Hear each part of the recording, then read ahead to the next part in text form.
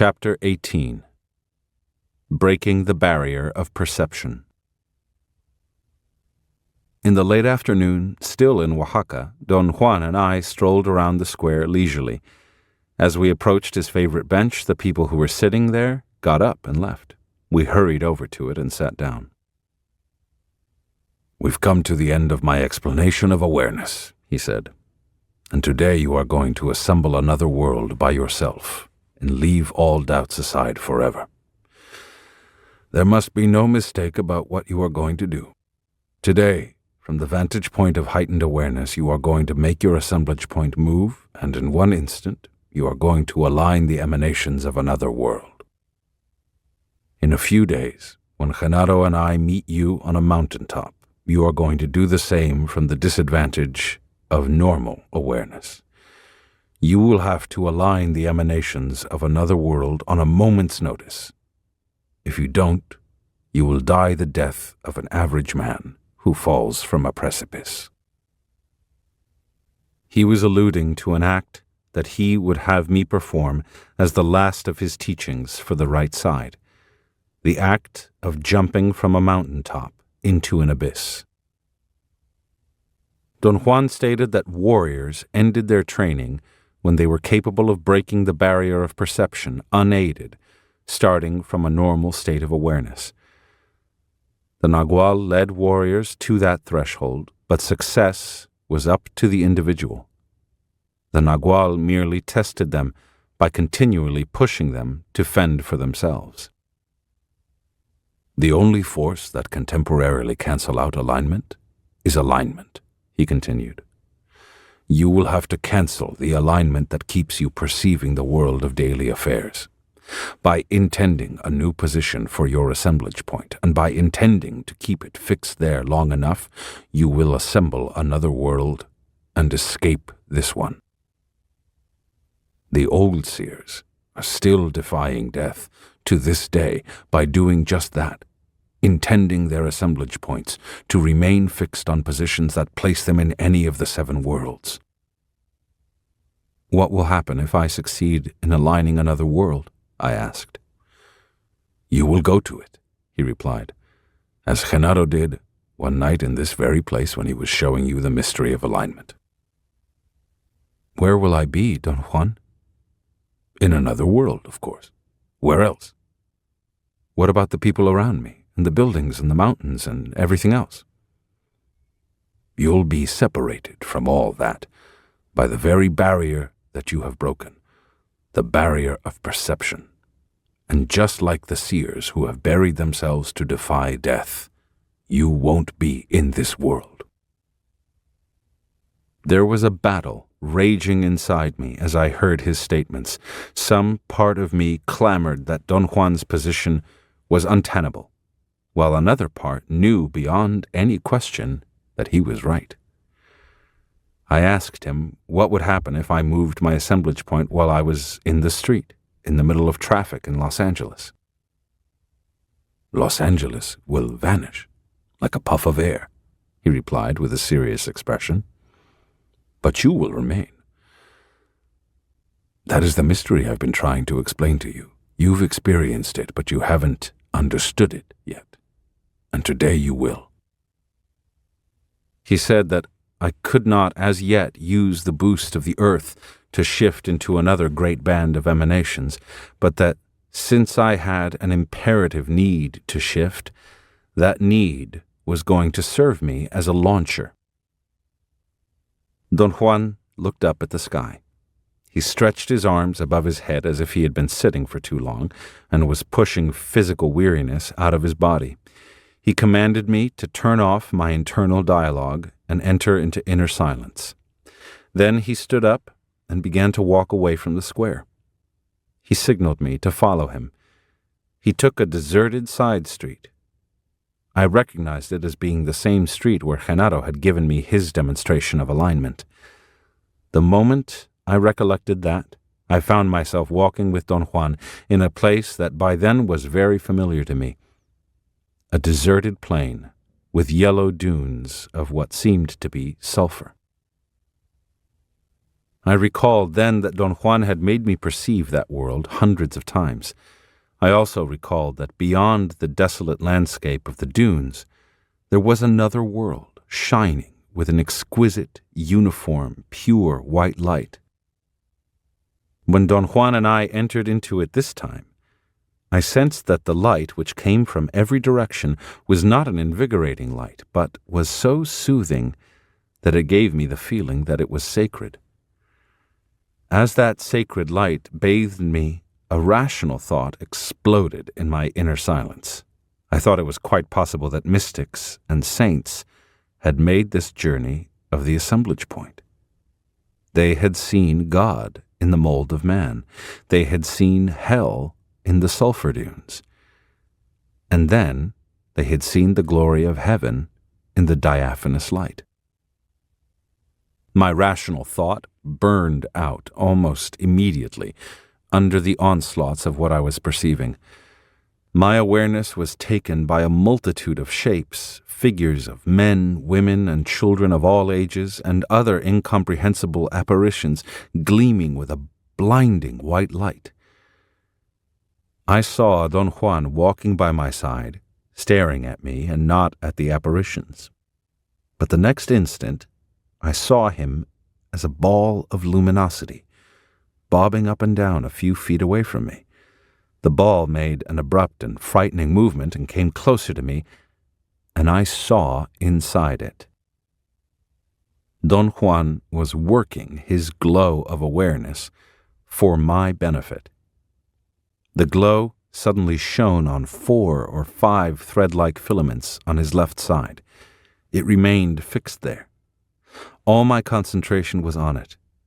Something pulled me slowly as if through a tube, and I saw the allies, 3 dark, long, rigid figures agitated by a tremor like leaves in a breeze. They were against an almost fluorescent pink background.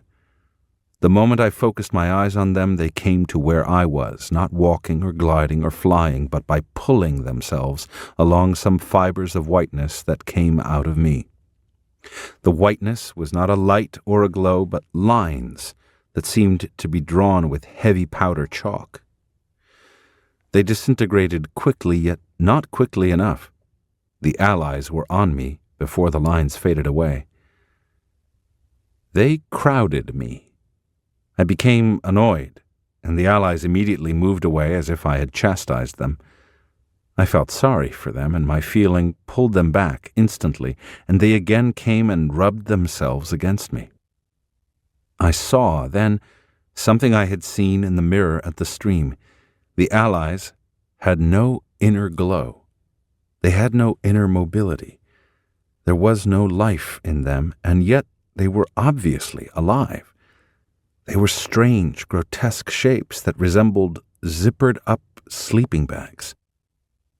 The thin line in the middle of their elongated shapes made them look as if they had been sewn up.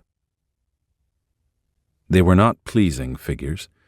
The sensation that they were totally alien to me made me feel uncomfortable, impatient. I saw that the 3 allies were moving as if they were jumping up and down. There was a faint glow inside them. The glow grew in intensity until, in at least one of the allies, it was quite brilliant. The instant I saw that, I was facing a black world. I don't mean that it was dark as night is dark. It was rather that everything around me was pitch black. I looked up at the sky and I could not find light anywhere. The sky was also black and literally covered with lines and irregular circles of various degrees of blackness. The sky looked like a black piece of wood where the grain showed in relief. I looked down at the ground. It was fluffy. It seemed to be made of flakes of agar-agar. They were not dull flakes, but they were not shiny either. It was something in between which I had never seen in my life. Black agar-agar. I heard then the voice of seeing. It said that my assemblage point had assembled a total world with other great bands of emanations. A black world. I wanted to absorb every word I was hearing. In order to do that, I had to split my concentration. The voice stopped. My eyes became focused again. I was standing with Don Juan just a few blocks away from the square. I instantly felt that I had no time to rest, that it would be useless to indulge in being shocked. I rallied all my strength and asked Don Juan if I had done what he had expected. "You did exactly what you were expected to do," he said reassuringly. "Let's go back to the square and stroll around it one more time, for the last time in this world." I refused to think about Don Juan's leaving, so I asked him about the Black World. I had vague recollections of having seen it before. "It's the easiest world to assemble," he said, "and of all you've experienced, only the Black World is worth considering. It is the only true alignment of another great band you have ever made. Everything else has been a lateral shift along man's band, but still within the same great band. The wall of fog, the plain with yellow dunes, the world of the apparitions, all are lateral alignments that our assemblage points make as they approach a crucial position." He explained as we walked back to the square that one of the strange qualities of the Black World is that it does not have the same emanations that account for time in our world. They are different emanations that produce a different result. Seers that journey into the Black World feel that they have been in it for an eternity, but in our world, that turns out to be an instant. "The Black World is a dreadful world because it ages the body," he said emphatically. I asked him to clarify his statements. He slowed down his pace and looked at me. He reminded me that Genaro, in his direct way, had tried to point that out to me once when he told me that we had plodded in hell for an eternity while not even a minute had passed in the world we know. Don Juan remarked that in his youth he had become obsessed with the Black World. He had wondered in front of his benefactor about what would happen to him if he went into it and stayed there for a while. But as his benefactor was not given to explanations, he had simply plunged Don Juan into the Black World to let him find out for himself. "The Nagual Julian's power was so extraordinary," Don Juan continued, "that it took me days to come back from that Black World." "You mean it took you days to return your assemblage point to its normal position, don't you?" I asked. "Yes, I mean that." He explained that in the few days that he was lost in the Black World, he aged at least 10 years, if not more. The emanations inside his cocoon felt the strain of years of solitary struggle. Silvio Manuel was a totally different case. The Nagual Julian also plunged him into the unknown, but Silvio Manuel assembled another world with another set of bands, a world also without the emanations of time, but one which has the opposite effect on seers. He disappeared for 7 years, and yet he felt he had been gone only a moment. "To assemble other worlds is not only a matter of practice, but a matter of intent," he continued. "And it isn't merely an exercise of bouncing out of those worlds, like being pulled by a rubber band. You see, a seer has to be daring. Once you break the barrier of perception, you don't have to come back to the same place in the world. See what I mean?" It slowly dawned on me what he was saying. I had an almost invincible desire to laugh at such a preposterous idea, but before the idea coalesced into a certainty, Don Juan spoke to me and disrupted what I was about to remember. He said that for warriors, the danger of assembling other worlds is that those worlds are as possessive as our world. The force of alignment is such that once the assemblage point breaks away from its normal position, it becomes fixed at other positions by other alignments, and warriors run the risk of getting stranded in inconceivable aloneness. The inquisitive, rational part of me commented that I had seen him in the black world as a ball of luminosity. It was possible, therefore, to be in that world with people. Only if people follow you around by moving their own assemblage points when you move yours, he replied. I shifted mine in order to be with you. Otherwise, you would have been there alone with the allies. We stopped walking, and Don Juan said that it was time for me to go. I want you to bypass all lateral shifts, he said, and go directly to the next total world, the black world. In a couple of days, you'll have to do the same thing by yourself. You won't have time to piddle around. You'll have to do it in order to escape death. He said that breaking the barrier of perception is the culmination of everything seers do. From the moment that barrier is broken, man and his fate take on a different meaning for warriors. Because of the transcendental importance of breaking that barrier, the new seers use the act of breaking it as a final test. The test consists of jumping from a mountaintop into an abyss while in a state of normal awareness. If the warrior jumping into the abyss does not erase the daily world and assemble another one before he reaches bottom, he dies. What you are going to do is to make this world vanish, he went on, but you are going to remain somewhat yourself. This is the ultimate bastion of awareness, the one the new seers count on. They know that after they burn with consciousness, they somewhat retain the sense of being themselves. He smiled and pointed to a street that we could see from where we were standing, the street where Genaro had shown me the mysteries of alignment.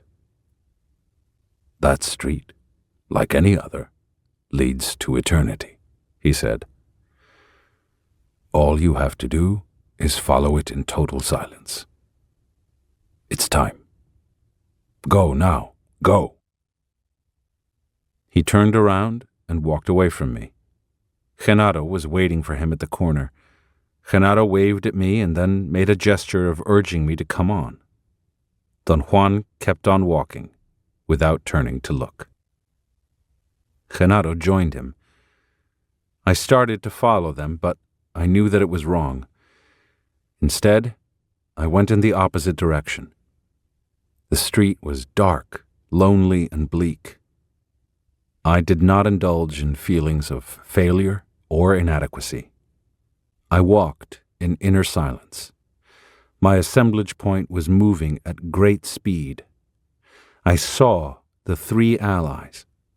The line of their middle made them look as if they were smiling sideways. I felt that I was being frivolous. And then a wind-like force blew the world away. Epilogue. A couple of days later, all the Nagual's party and all the apprentices got together on the flat mountaintop Don Juan had told me about. Don Juan said that each of the apprentices had already said goodbye to everybody, and that all of us were in a state of awareness that admitted no sentimentalism. For us, he said, there was only action. We were warriors in a state of total war. Everyone, with the exception of Don Juan, Genaro, Pablito, Nestor, and me, moved a short distance away from the flat mountaintop in order to allow Pablito, Nestor, and me privacy to enter into a state of normal awareness. But before we did, Don Juan took us by the arms and walked us around the flat top. In a moment, you're going to intend the movement of your assemblage points, he said, and no one will help you. You are now alone. You must remember then that intent begins with a command. The old seers used to say that if warriors are going to have an internal dialogue, they should have the proper dialogue.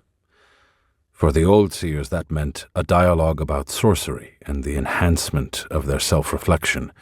For the new seers, it doesn't mean dialogue, but the detached manipulation of intent through sober commands. He said over and over again that the manipulation of intent begins with a command given to oneself. The command is then repeated until it becomes the eagle's command, and then the assemblage point shifts accordingly, the moment warriors reach inner silence. The fact that such a maneuver is possible, he said, is something of the most singular importance to seers, old and new alike, but for reasons diametrically opposed. Knowing about it allowed the old seers to move their assemblage point to inconceivable dreaming positions in the incommensurable unknown. For the new seers, it means refusing to be food. It means escaping the eagle by moving their assemblage points to a particular dreaming position called total freedom. He explained that the old seers discovered that it is possible to move the assemblage point to the limit of the known and keep it fixed there, in a state of prime heightened awareness. From that position, they saw the feasibility of slowly shifting their assemblage points permanently to other positions beyond that limit, a stupendous feat fraught with daring but lacking sobriety, for they could never retract the movement of their assemblage points, or perhaps they never wanted to. Don Juan said that adventurous men, faced with the choice of dying in the world of ordinary affairs or dying in unknown worlds, will unavoidably choose the latter, and that the new seers, realizing that their predecessors had chosen merely to change the locale of their death, came to understand the futility of it all, the futility of struggling to control their fellow men, the futility of assembling other worlds, and above all, the futility of self-importance. One of the most fortunate decisions that the new seers made, he said, was never to allow their assemblage points to move permanently to any position other than heightened awareness. From that position, they actually resolved their dilemma of futility and found out that the solution is not simply to choose an alternate world in which to die, but to choose total consciousness, total freedom. Don Juan commented that by choosing total freedom, the new seers unwittingly continued in the tradition of their predecessors and became the quintessence of the death defiers. He explained that the new seers discovered that if the assemblage point is made to shift constantly to the confines of the unknown, but is made to return to a position at the limit of the known, then, when it is suddenly released, it moves like lightning across the entire cocoon of man, aligning all the emanations inside the cocoon at once. The new seers burn with the force of alignment, Don Juan went on, with the force of will, which they have turned into the force of intent through a life of impeccability. Intent is the alignment of all the amber emanations of awareness, so it is correct to say that total freedom means total awareness. Is that what all of you are going to do, Don Juan? I asked. We most certainly will, if we have sufficient energy, he replied.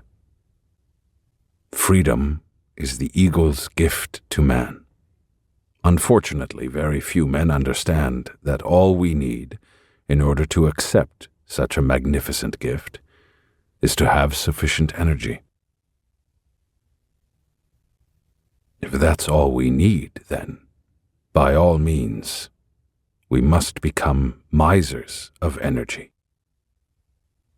After that, Don Juan made us enter into a state of normal awareness. At dusk, Pablito, Nestor, and I jumped into the abyss, and Don Juan and the Nagual's party burned with the fire from within. They entered into total awareness, for they had sufficient energy to accept the mind-boggling gift of freedom. Pablito, Nestor, and I didn't die at the bottom of that gorge, and neither did the other apprentices who had jumped at an earlier time, because we never reached it. All of us, under the impact of such a tremendous and incomprehensible act as jumping to our deaths, moved our assemblage points and assembled other worlds. We know now that we were left to remember heightened awareness and to regain the totality of ourselves. And we also know that the more we remember, the more intense our elation, our wondering, but also the greater our doubts, our turmoil.